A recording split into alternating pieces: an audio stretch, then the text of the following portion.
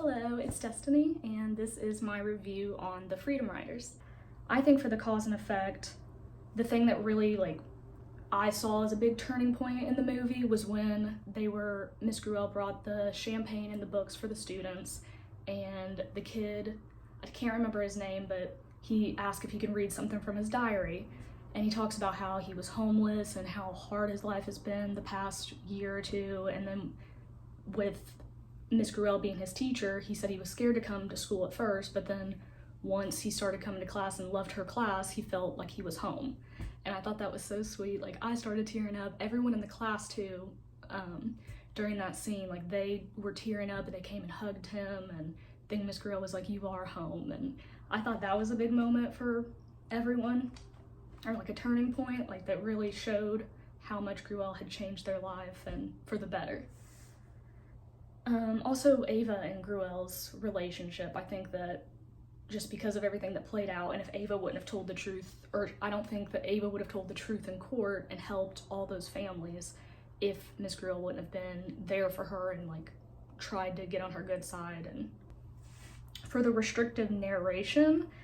I think the very beginning did a very good job of when we were first introduced to Ava, and I can't remember their other names, but the guy who lost his friend and his brother, and Ava had lost her dad, and he went to jail for something he didn't do. And then also when Miss Gruelle was reading through their journals when she first gave them the journals, and they all left them there, and then we just got a better view of what those kids were going through and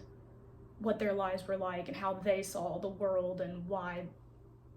the gangs and stuff happened and why they had to stick up for themselves. For omniscient narration, I think that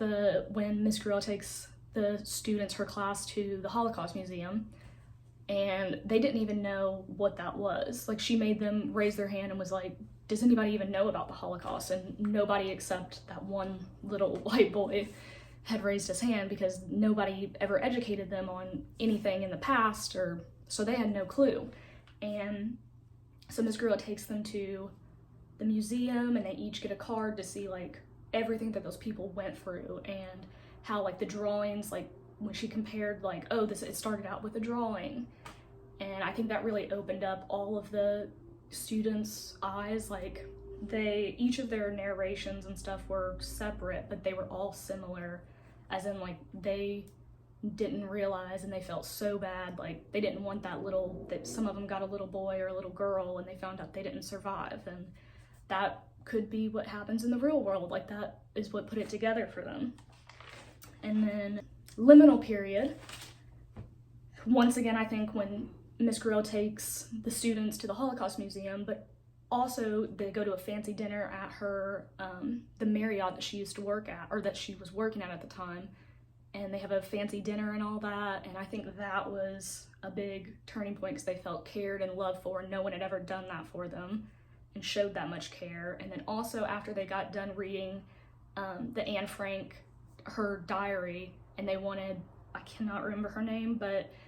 the Anne Frank's friend to come, because she was still living, to come and talk to them, so they raised all these fundraisers and money and stuff to be able to get her to come and read all their letters. And I thought that was very,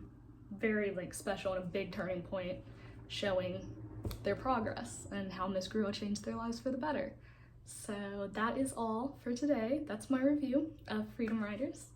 and thank you for watching.